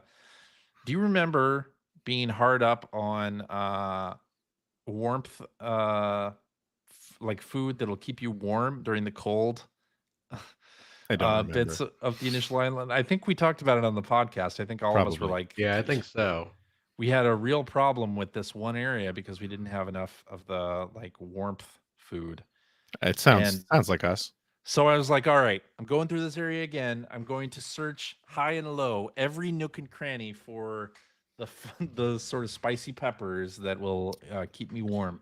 CJ searching Hyrule and low. That's right. And I had no problem. I had no problem with it this time out. I had 2 dishes that would give me 12 minutes each of warmth. Ooh. And then I was able to make another Things dish. are getting too spicy for the pepper. I was able to make another dish like later on that gave me another 10 minutes of warmth. Well, so I was ready to go. I was loaded for bear. CJ discovering all the hacks. Yeah. And, Heat hacks. Like the little the gacha machines that give you Zonai devices and things. Like I hit those up and knew exactly, because I remembered that part of the game. I like knew exactly what to do with those parts, and I just really had a really fun time going through the beginning of the game. I was like, maybe I should just continue this save file and replay the whole thing. Damn. But I'm not going to. No, that's a lot of hours. That's a lot of hours, and I think I'm just going to like continue on from my later save. But I might not just go to the final room and do that, because there's a lot of things in Hyrule that I didn't do the first time out. So I might go back and do some of that stuff. And I love that game. Tears of the Kingdom is a great game. And by the way, 60 frames a second in 4K makes a huge difference. Yeah. Huge. Like I didn't realize how big a difference it makes in just how enjoyable it is to play. Yeah. Good. Very good. Highly recommend it. I don't know that I'll go back to Breath of the Wild. I've tried to go back to Breath of the Wild like a couple times, and it just never... I can never get momentum there. But it's Tears of the Kingdom, I had only played that intro the one time. Yeah. And I was like, I don't remember any of this intro. So I'm just going to explore this opening area and try to do all the things. And I'm having a great time with it. Neato. What were we going to say? I don't remember. Greg? Okay. Oh, my. All right. And I think that's pretty much it. Yeah. I mean, I've loaded up Picross games on the Switch 2. They load up very fast. Nice. It's very nice. But yeah, that's it. That's all. I guess that means it's time to head to blue skies. I wanna fly sky high.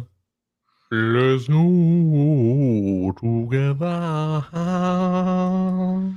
All right, let's do this one from Hacker Alias KSO. Let's start here. If Nintendo made Super Smash Kart instead of Mario Kart World, we may never have had a playable cow. Is the theoretical trade-off worth it? No. No. We're gonna get Nintendo's. We're gonna get other Nintendo franchises on here. I'd actually love it to see other company franchises like Pac-Man, Mega Man, get all of that stuff. I mean, I'd rather Simon play with Cow Belmont. than Samus. Samus, yeah. Yeah, but see, adding Samus also makes the possibility more real that we could get like a Zebus themed track with Metroid music. That would be cool. I'd be down with that. Just saying. That's why I was bummed that they didn't go that. It's not a mistake to go that way. It's just my personal preference. I was bummed that they didn't continue down that route. That's all. Oh, they have time. They have Yeah, I time. know, If Mario I Kart understand. World is going to be a 10-year game like Mario Kart 8 was, we got plenty of time for that. It's only $12 a year. That'll be free with the expansion pack, right? I have no idea. Probably. Oh, we never talked about GameCube stuff. Oh, we don't have right. to. I'm just saying we didn't talk about it. It runs great. Next, I played some Wind Waker. I played a little Soul Calibur. Wind Waker looks great. Yeah, I played a little Soul Calibur as well, and F-Zero. Oh my god, F-Zero is so good. Wind Waker still looks great. Oh yeah. Yeah. Good times. All right, let's do this one from listener Jason, who says, "Who played Welcome Tour? According to my play stats, I've sunk more than 10 hours into that game." Oh my goodness. Actually, did you not buy anything else, or? I'm kind of surprised at the amount of time I've been spending in Welcome Tour. Some people really like those mini games. Yeah, like the putting mini game. It seems like a lot of people are really into that. I am personally not. I play the first hole. It's like, that's cool. And then I used the SOS thing to get the other medals and moved on. Nice. Let's do this one. Did anyone get one of those expensive cases for the Switch 2? Was looking at the leather ones for $150 that Wario 64 posted about. So Waterfield makes I think they're making a case for Switch 2, and I had their case for Switch 1, and it was great. And yeah, it was expensive, but it was a great case. So I think that's probably, I don't know if that's exactly what Wario had tweeted, but sfbags.com is where Waterfield is, and they make great stuff. And I would they're expensive, but the quality's were, I mean, it's handcrafted leather. Yeah, whatever. Hand stitched. My thing is that I do want to get a case, but like I just jumped on Amazon. But my worry is that most of the stuff that pops up there, I'm pretty sure they're just Switch cases. Oh. They've just been relabeled as Switch 2, but like a lot of the listings have been around for years. So it's like, well, no. So I need to find one locally. I picked up the official Nintendo case, which is a pretty thin case and it really doesn't have any bells and whistles on it. But since I did not, why would you want bells and whistles on your case? Not a physical, so you know where it is. Gamer, I don't even have to. I think it's got a spot for like 10 game cards or whatever inside. Yeah, but I'm not going to be using any of those. So it's probably the same one I got. It's fine for me. It probably is. It comes with the screen protector that I probably threw in the trash. What? I got a different screen protector. I did get a screen protector to put on my system, but I got one of the more elaborate ones that have like the little frame that clips onto your system to help you apply it straight and free. I don't blame you. Yeah, I did not get a screen protector because, especially considering how rattly it is inside the dock. See, there you go. Wow, I never noticed that. I don't know what he's talking about. Yes. But I will say, and I mean, it wasn't expensive. It was like $8 or something, and you got 2 of them in case you mess one up or something. Or I'll tell you, like I haven't been too crazy about putting screen protectors on most things until I dropped my analog pocket. Oh, and I happened to have a screen protector on it, and that thing shattered. Oh, did it really? The Analog Pocket, there's not a mark on it. Wow. Oh, that's great. So I immediately bought more. Yeah. And replaced the screen protector on that. And I don't have one yet for my Switch 2, but I am absolutely going to put one on my Switch 2. Yeah. There you go. Yeah. All right. Let's do this one from hacker alias Keenad, who says, it seems as though gaming media has a year-round obsession with goatee watches. Was that the case back in the glory days of EGM? Did the editors yell, "What's up?" GOTY for sure when a game like Soul Calibur or Halo arrived in the office? Or was that mostly just discourse when doing the annual awards issue? I am going to say that the editors used to yell "What's up" a lot. What's up? Yeah. Back when that was a thing. Yeah. I think I don't know that we were like, oh, game of the year for sure, but I think we paid attention to the big releases. And I think more than that, it was when something crept up on us that we didn't expect. Yeah. Because you go into the year and it's like, I know there's going to be back then. I know there's going to be a new Tony Hawk this year, and I know that there's a new Grand Theft Auto coming this year. And I know there's a new not Call of Duty, but there were tentpole games that you knew were coming, whether they were yearly releases or whether they, had been a few years or something, but you knew it was coming. So you go into that year thinking like they're already going to be in the conversation, unless they completely miss the mark, right? You just kind of assume they're going to be in the conversation for game of the year. But then it was the stuff that you didn't expect, or that wasn't, didn't have a ton of marketing behind it or something, that you discovered. And I think that we as a staff, because not everybody played everything, especially when it came to the lesser, the non AAA games, right? That you wanted to make sure that the rest of the staff knew about, because when we were gonna have that conversation, you wanted it to be in the loop. Yeah. But I think back in the day as well, not as many high profile games came out earlier in the year. So oftentimes we weren't really talking about, oh, is this or that going to be game of the year throughout the year, because most of the big games hit in the fall. I remember my first dev job.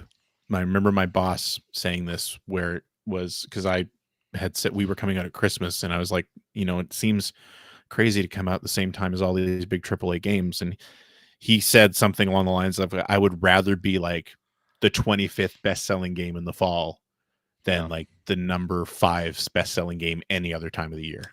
Because it was so backloaded. Sales were so backloaded. Yeah, it's not like that anymore, thankfully. No, I don't think so. But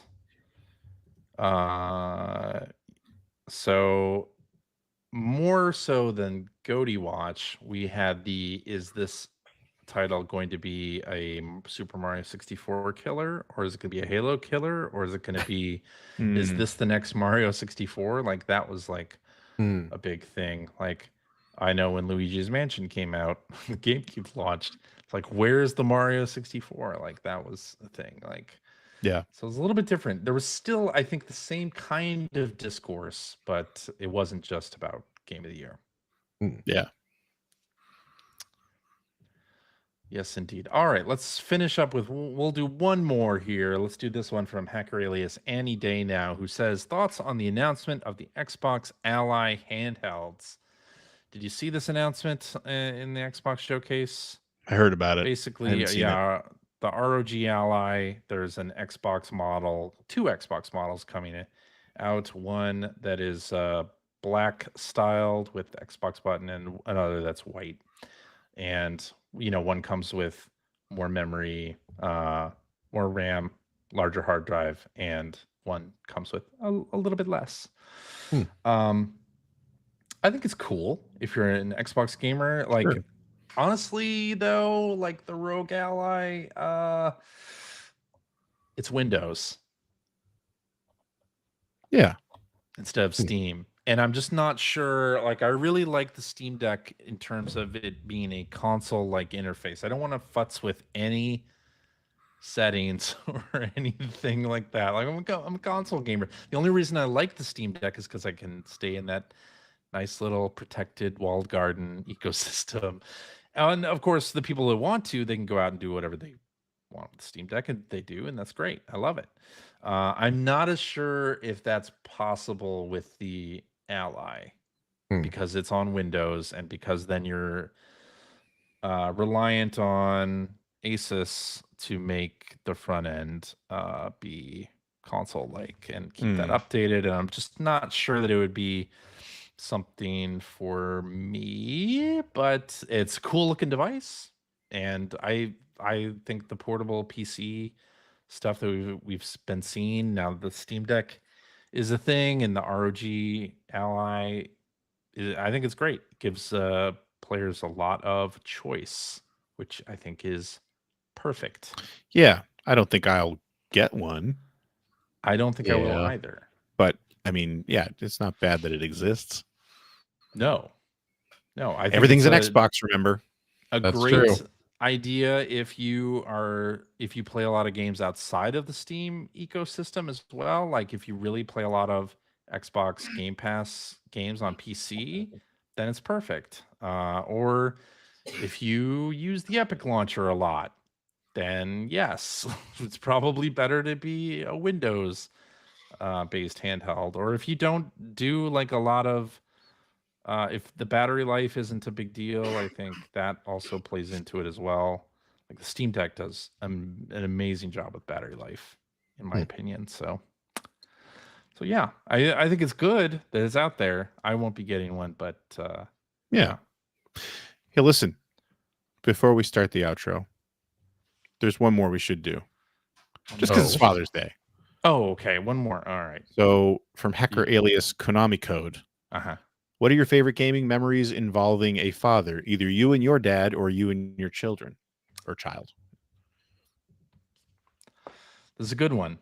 Yeah. I have fond memories of playing Dragon Quest Builders and Dragon Quest Builders 2 with my daughter. And before she could read, I would basically read out all of the dialogue in Dragon Quest Builders. And I love that. That was a lot of fun to do. And she ended up playing it as she was learning to read. She would play it again, but like by herself. And that was a lot of fun to see her do that. And in a lot of games, I think Dragon Quest Builders 2 especially, we would go back and forth and do different voices for different characters, and that was a lot of fun. I remember you describing that on the show. When you where she would do the female characters and I would do the male characters. Yeah. That was fun. Another thing, her first video game, she stayed home from school sick, and we played Kirby's Epic Yarn on the Wii. And we really only played like the first screen or two of it because she didn't want to jump. She was afraid of jumping. So she just ran back and forth.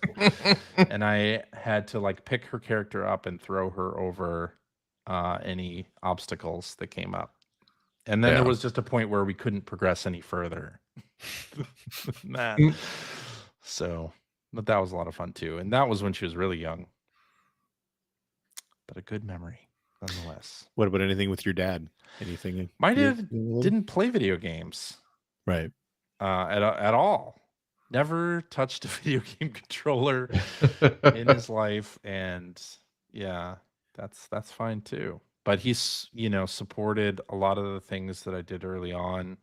Like when I started up a fanzine, he was like a big supporter of that and would drive me to the copy center to get copies made of my gaming zine, which then led to my working at EGM, etc. Everything else after that. So that reminds me so much of, just to get off track a little bit here, Patrick Klepek's dad, who unfortunately is not with us anymore. But because Patrick Klepek, and a lot of people know who that is, he started doing video game press stuff very young. Oh, yeah. Yeah. And the first E3 he went to, he wasn't old enough to go, and his dad went with him. And his dad patiently went with him on the show floor. And Patrick was doing interviews with people, and his dad was just there. And it was just like, I remember him doing that and thinking to myself, like, that's like that's the way a father should support Totally his kids. Like and that was amazing. That was my dad at the 1991 CES. Yeah. Summer CES. He went with me as well and didn't play a thing, but he was there. Followed me around the show. Yeah. He was there. Yeah. Yeah. How about you, Phil? Finn and I, we would play when he was younger a lot of Minecraft together. We had a world that we had set up in the game, and we would pop in multiplayer, and we would run around and just explore. We'd put it in creative mode so we could just, like I said, explore and just go flying around the overworld looking for interesting things. We would build elaborate structures. We would start. I showed him how to use all the different blocks to make like recreations of pixel art from various games. So like we still have these worlds saved, and we'll occasionally pop into them and oh look, here's there'll be like we'll fly out to some specific area and there's a gigantic sprite of Magikarp half poking out of the water, and it's incredibly huge in terms of the game world and stuff like that. So a lot of that kind of thing, and that was always a blast. And like I said, occasionally we'll revisit it and have fun remembering that sort of thing. What about you and your dad? Anything? He did not play games very much. He played Kaboom, and that was the one game. We've talked about that before, and that's good taste. Yes, because Kaboom is great. So, what about you? With my kids, I mean, when they were little, we used to play a lot of Lego games together. Oh yeah. Which I always loved. Although I think CJ, you've talked about similar experiences too, where kind of what you were just describing with like the no jumping in a game, where I would definitely get in moments where it's like, let's just move on. Like this is taking so long. But no, as they've grown older, the thing that I really like, I mean, they're all being a gamer now is like games are so ubiquitous. So they all play games on their phones and they play console games, and we don't necessarily play the same games anymore. But the moments that I love is that are when they have certain games that they are passionate about and that they love. And I really look forward to the moments where they just want to talk about them. Just want to talk about what they love about them. Like I had a moment pretty recently where my son and I were coming back from some sports event, because that's what he does. And he just started talking about a game he was playing in the car, like telling me all the things he liked about it and what he thought they could have done better. And it was just really cool. I really enjoyed that conversation. For me and my dad was the same as you guys, where he didn't really play games. But I do have a really fond memory when I've mentioned this on the show before, when we were kids was when you could sort of find arcade games anywhere, like at the grocery store, or, like, and we used to travel a lot down to Maine and New Hampshire, and like you'd stay in a hotel and like over by the ice machine at the hotel would be a random game, arcade game. And I remember anytime that it was 1942 or 1943 by Capcom, he would play it because he loved World War II fighter planes. It was just a passion of his. He loved the history of them. So he would always play it, but he never really played anything else. And he always would talk about how much he was worrying about me wasting my life playing so many video games when I was a teenager. But he was also very proud of the fact that he was wrong about that and that I started a career in video games. But I do remember probably like, I don't know, 10 years ago now, we used to have a Christmas party here every year, which we don't really do so much anymore because so many of the people who used to come have gotten much older and some of them have passed away. And at one point, I don't know how we got on the subject. Somebody at the party was talking about how much they loved Tetris. Right. And like somebody who's like a generation ahead of me. And I was like, well, I've got like this, I think it was a Raspberry Pi or something. I've got this emulator box that I had connected to the TV. I was like, well, I've got Tetris on here. Well, you want to play it? Sure. And I fired up Tetris, and a bunch of people at the party were playing it and they were really enjoying it. But the thing that I loved was my dad didn't play it, but at the end of the party, Dad came to me kind of aside, and he was like, "Can you get 1942 on my laptop?" So like the next day, I was loading an emulator with 1942 on his laptop and gave him one of my old controllers so he could sit and play it whenever he wanted to. Oh, that's amazing. And it was just like, yeah, very fond memory. So anyway, yeah, that's why I wanted to throw that one in there, because it's Father's Day as we're recording this. You know. Yes, it is. Is that it? That's it. Okay. Alrighty, and that's it for our show this week. I don't remember what I say. Wow. Well, it's been 2 weeks. It's been 2 weeks. I mean, it's also been 18 years, but it's been 2 weeks. Yeah. Alrighty, and that's our show for this week. There we go. If you have a question for us or like comment on something you heard, you can direct that to @P1 Podcast on various social media platforms like Blue Sky. Or you can go to our internet website at player1podcast.com. There you'll find our contact information. You'll find blog entries about Sega CD stuff from Mr. Greg Stewart. You'll find Generation 16 episodes, and you'll find show notes and links to all the things that we talked about during this episode, and a link to our Discord server where we can discuss this episode with us and our other listeners. If you would like to subscribe to the Player One Podcast, you can do so by visiting player1podcast.com or by loading up your favorite podcast listening app. We're also on Spotify. You can like us on Facebook. You can watch video archives of our show on the youtubes.com/P1 Podcast, or you can watch us live most weeks on, oh gosh, the YouTubes, the Facebooks, the Twitch.televisions. Just follow our Blue Sky account to find out when we are doing our next live show. Typically, not last week, but typically, it is Sunday evenings at 5:30, a specific time. So join us, won't you? And I'll tell you what, if you like what you've heard, and how could you, head over to patreon.com/P1 Podcast. Throw a few shekels our way. After all, I don't know. We'll take your money. We will. We'll take your money. CJ has elaborate hats to buy, apparently. Well, this was a Father's Day gift. I from don't my believe that for a lovely second. daughter. It I was. It was. You know what, CJ? Yeah. I was looking up. I was looking up a little bit ago. Uh-huh. The fine folks who make your hat, and apparently Lots of licensed many of hats. your hats. Yeah. This Basically is what is it, all of my Overlord hats? Overlord This cats, is not a yeah. sponsored segment, folks. No. I was but looking maybe it at should be. they have a wide range of licensed That they do. hats and a Love their ton hats. of Peanuts ones. Yeah. They have Fun.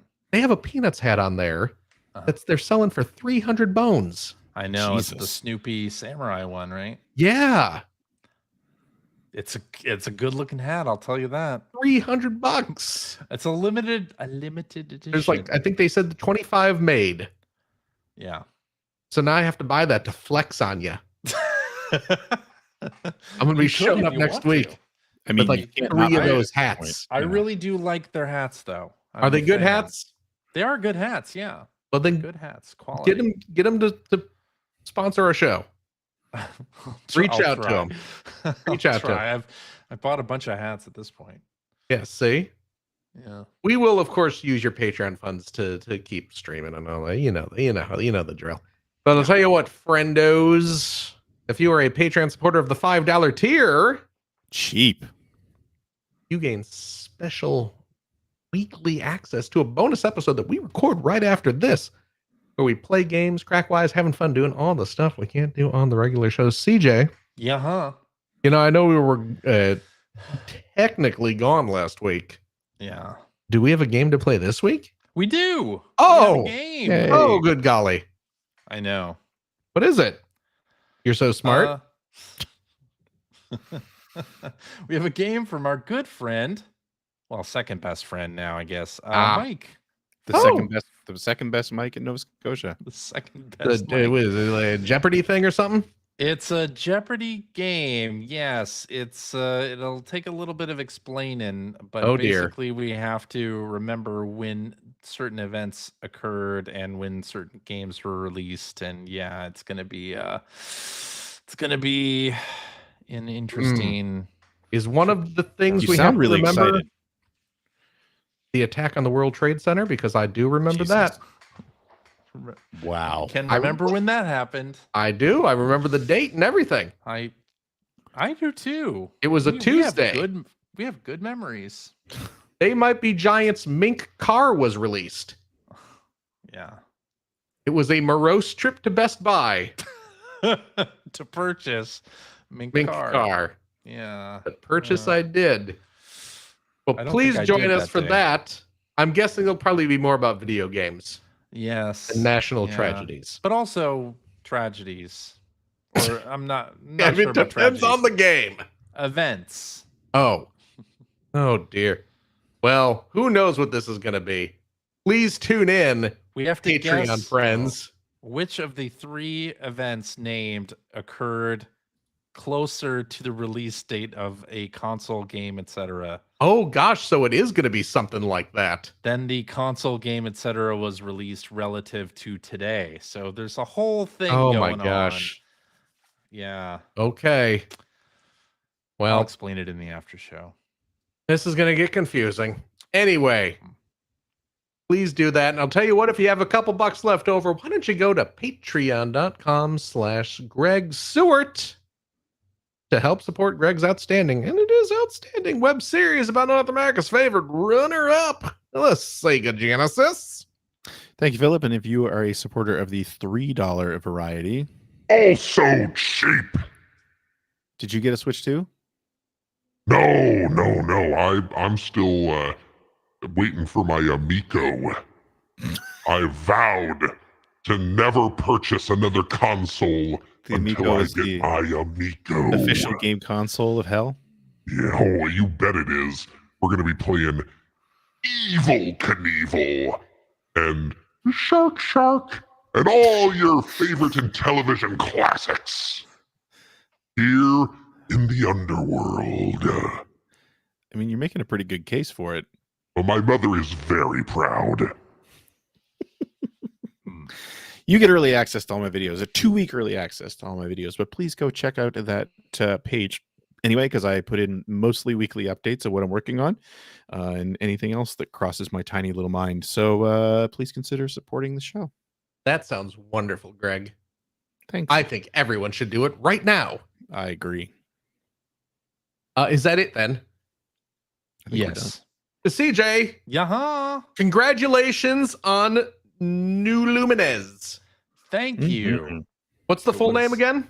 Lumines Arise. Lumines Arise. Lumines Arise. Lumines Arise. That's right.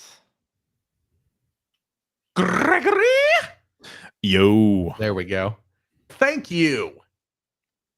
Thank you, Philip. I have no congratulations to you about Reborn puzzle games. Nothing worth I'm sorry. congratulating me for. That's okay. You're still fine by me, Greg. Mm-hmm. And of course, a big old thank you to you, our wonderful, wonderful listeners, every single darn one of you. As always, please take care of yourself, your loved one, your family, your friends. Be kind to each other. Be kind to yourself, most of all. And by gum, we hope to see you next week. Bye-bye. Bye-bye. Goodbye. Oh, wait, I should hit the end. Oh, stream for button. crying out loud. Come on.